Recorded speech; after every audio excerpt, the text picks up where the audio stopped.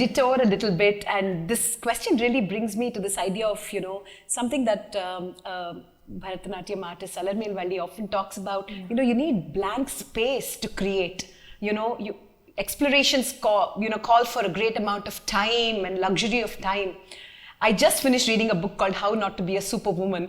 I'm very, very curious as a woman to ask you, as, mothers, daughters, how do you really find these patches of time to create music? I'm really, really curious. Please share your secret with us. I'm sure lots of people here would love to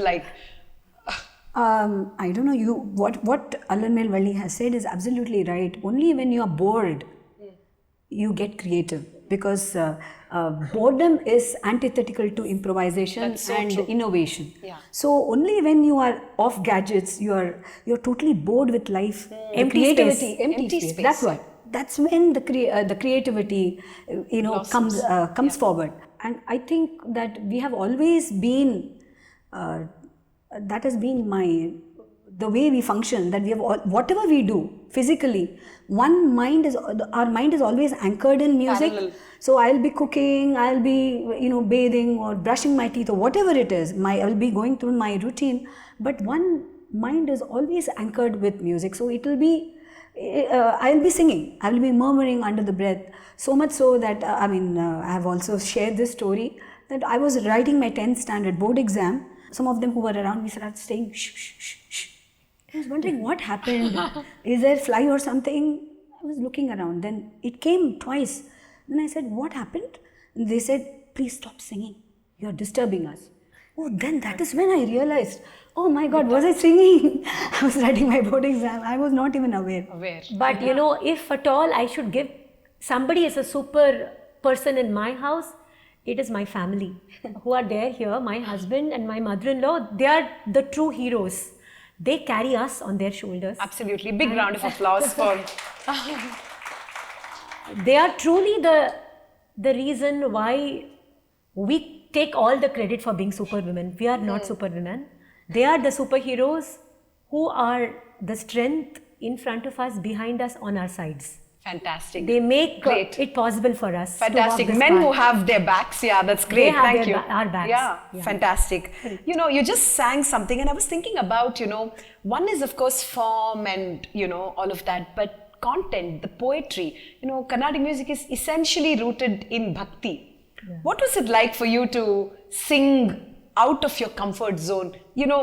For so many years, like you use the word diet of classical music. What was it like to consume poetry that is out of your comfort zone in a certain way? Like, whether it was Raja's music, this is not poetry that you're used to singing. How did you really negotiate that? That's a wonderful question. Actually, we have always approached music as a melody more. The first thing that we latch on to is always the melody. Yeah, maybe that's because something we are being violinists. Yeah. Oh, right. So the lyrics comes later. Okay. So music is what? It is, expressing your emotion. That's what it is, right? It's a very effective way of expressing your emotion. So though Carnatic music can express all emotions, it is, as you have rightly pointed out, it is predominantly, the RaSa is of bhakti. But having said that, music should also express all kind of emotions. So, and film music is very different. The starting point is different, the purpose is different. It is to tell a story. So through music, you are expressing emotion of that particular character in that story. You are also trying to highlight, showcase that particular situation in that storyline, all that. So it is very different. So definitely lyrics, when you come to lyrics, it was very different from what we were usually used to. Because the vocabulary, the cadence, the tempo, everything of the lyrics itself was different.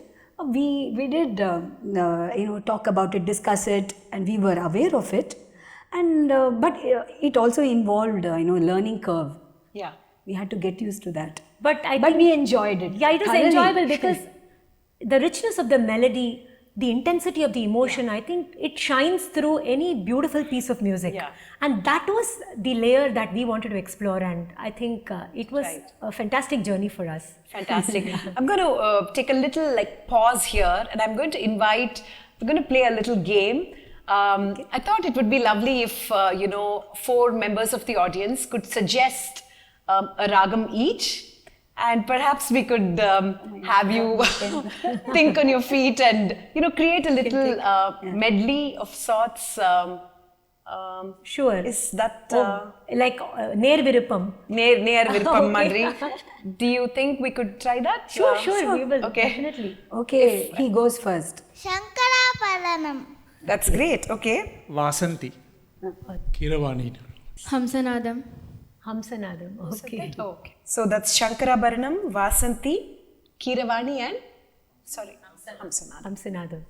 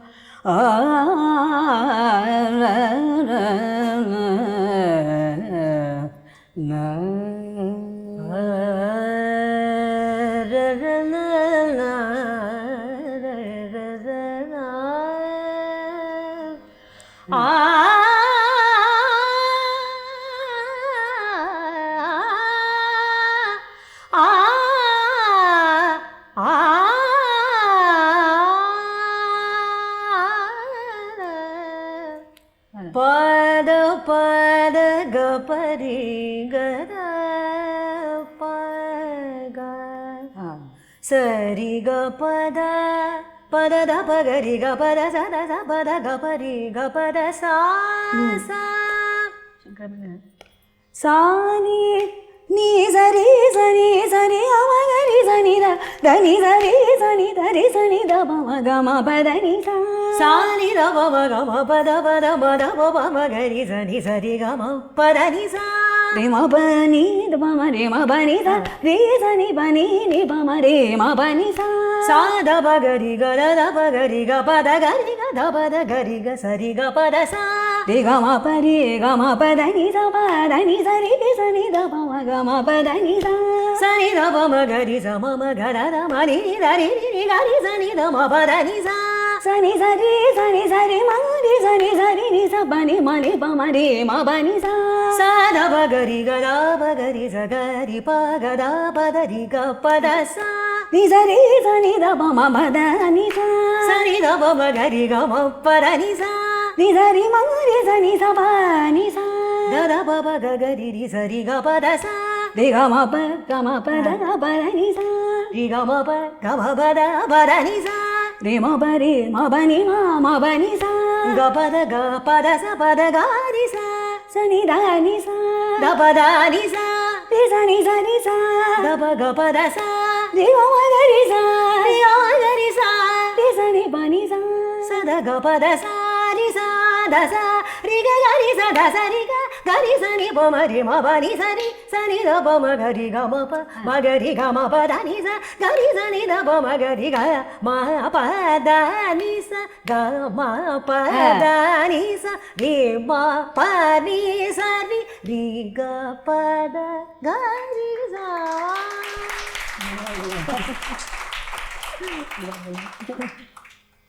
I guess this is how sadhana looks. I want to go back a little bit in time, and I'm sure that audiences who will watch this later also, I think for the future generation, young students who are learning Carnatic music, tell us a little bit about your sadhana as growing up. What was your rigor like? And has that rigor sort of stayed with you? They say rigor becomes a habit, and it's a constant pursuit, right? Yes. Take us back in time a little bit to your days in Bombay where, really, what was your routine like? How much did music feature in it? When I was a child, my father used to always tell me, do you know how many hours Lalgudi Jaraman used to practice? Do you know how many hours N. Rajam used to practice? And I used to practice maybe sometimes 2 hours on not so good days, sometimes 4 hours on good days, sometimes on atrocious days 1 hour. So he always guilt tripped me. Now I'm not able to get my children to practice for 10 minutes. Just going to say that. But 2 hours was a sure sign. He used to guilt trip me. He said, do you know how much these people practice? So the bar was set very high. So we were expected to get up in the morning, do some practice, and then go to class every day. Because when I was 7 or 8, we started with a beginner group, and then we slowly kind of went very fast, went ahead of the group. So my guru put us in a senior group, and then we had a lot of ground to catch up. So it happened that we used to go to 2-3 classes at the same time. And then there was a lot of home practice that happened when my father came back. So, and then walks, picnics, the occasional errands or walks to concert, all was fully into music. So it was a life filled with a lot of music packaged in different ways. Yeah, he was very, very innovative with it. Innovative ways of making us practice. He would say, you know what, this evening we are going to so-and-so's house and you have to practice, you have to be prepared with these compositions. So then we used to travel. A lot of friends had no choice. They had to listen to our concert. And there were a lot of, in our locality of Matunga, there were many senior citizens who were very welcoming of 2 young girls coming and...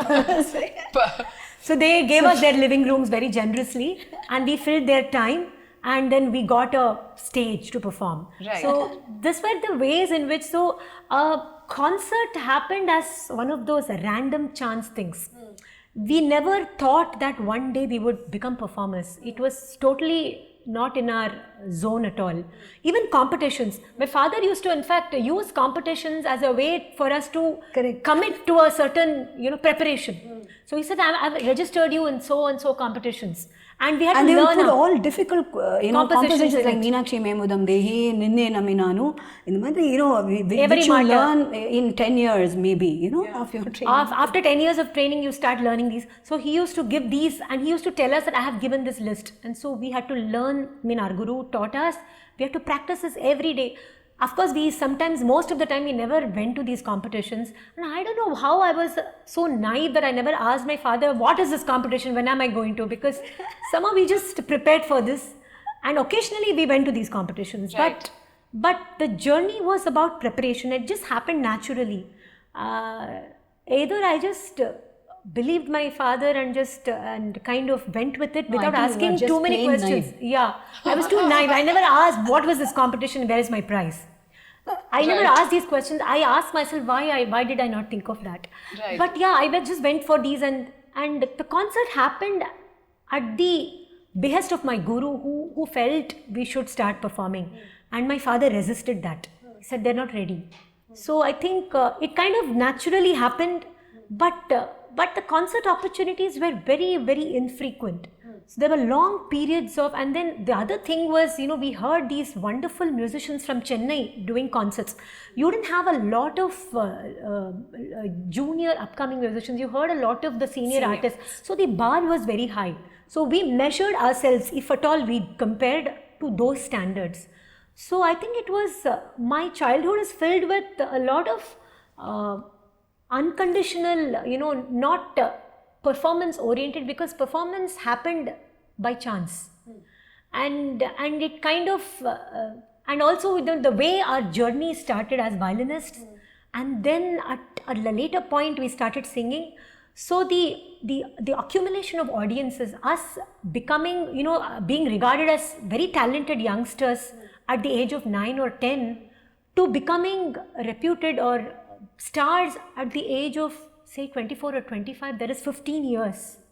It did not happen in short years. So there was a lot of time just committing yourself unconditionally to the art form, and I think that is the greatest blessing that I can count, is that you did not achieve, we did not achieve fame easily or in a short few years. You kind of committed yourself, whether there were 4 people sitting in the audience or 10 people, it was your music and your preparation, and we were so involved in it, and sometimes we forgot to look at the audience even. Yes, it was definitely the bar, the whole tone of our practice was, you have to pursue excellence. For its own sake. No matter what, for its own sake. So I think that was the biggest gift that I got. Absolutely. So I think today, when I sit back and I think that performance is one aspect of our musical journey, no doubt today, but the preparation, that shraddha that you bring to bear on whether your own sadhana or a performance is the same. Whether I don't, till today I have not gone to a concert. I have sung hundreds of concerts. This is just one more.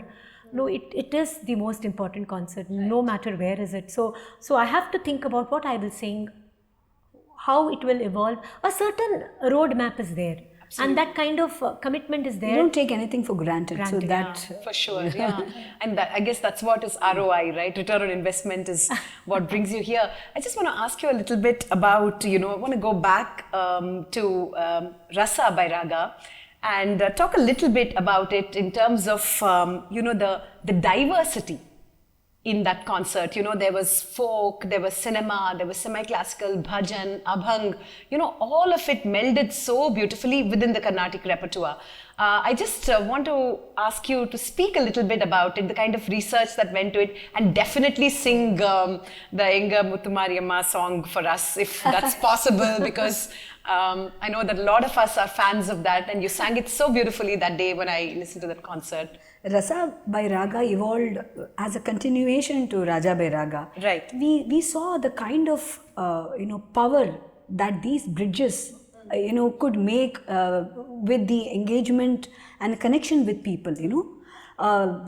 Because when we performed RaGa by RaGa, we could see that people engaged so deeply and connected so deeply with it. There were hoots, there were whistles, there were shouting and applause in the middle of compositions. So usually the Carnatic audience is very understated in its response.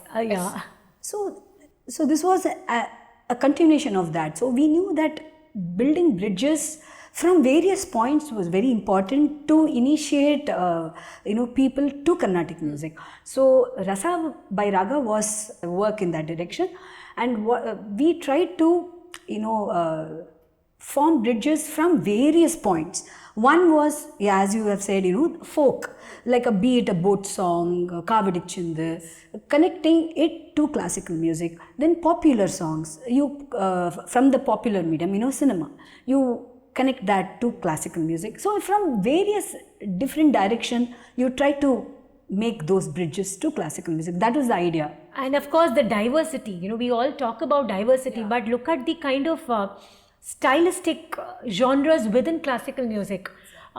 We sing it as a matter of course in a traditional kacheri. These are not spotlighted, but we thought that we must celebrate the diversity in a very in a way that will not be academic, but will just through the experience of the concert itself, it will spotlight these wonderful richness and layers within, be it language or or different janyas of a certain raga, commonalities, medleys, which brought together different kinds of juxtapositions, whether it was showcasing different compositions in a single raga, or different ragas being connected through some other strand and presented as a single unit, celebrating two languages, two talas coming together with a single theme. So these were some of the attempts to showcase that wonderful diversity within music. So Engal Muttumari featured in a folk meets classical presentation. So when you take a raga, like we talk about, just as classical music goes back thousands of years, so is the folk tradition of Bharat so rich. So and we felt that in a classical kacheri, folk kind of comes and goes as a single piece. But we wanted to do something more layered, something more deep and enjoyable. So a raga like Ananda Bhairavi, for instance, it is said that it emanated from the folk tradition. And but then subsequently composers like Shyama Shastri or Muthuswami Dikshitar have given it a very classical identity. And so how beautifully the classical aspect of Ananda Bhairavi, how beautifully it can be traced from its folk roots. So this was one kind of journey that we wanted to trace through this presentation. So I will just sing a bit from this. Yeah, you can sing a little more than a bit as well.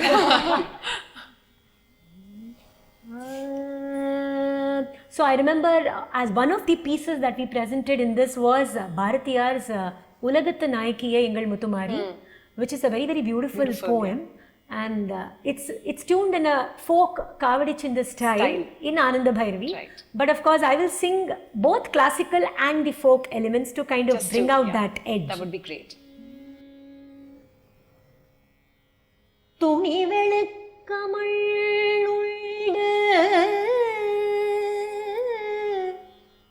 எங்கள் Muthumari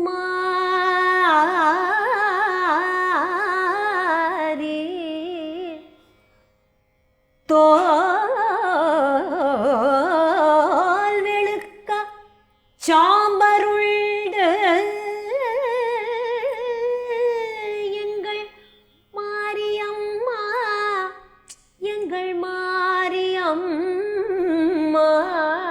This is very classical Ananda Bhairavi. But let me try giving it a little folk slant. துணி வெளுக்கமள்ளுள்டு எங்கள் முத்துமாரி அம்மா தோல் வெளுக்கமள்ளுண்டு தோல் வெளுக்க சாம்பருள்டு எங்கள்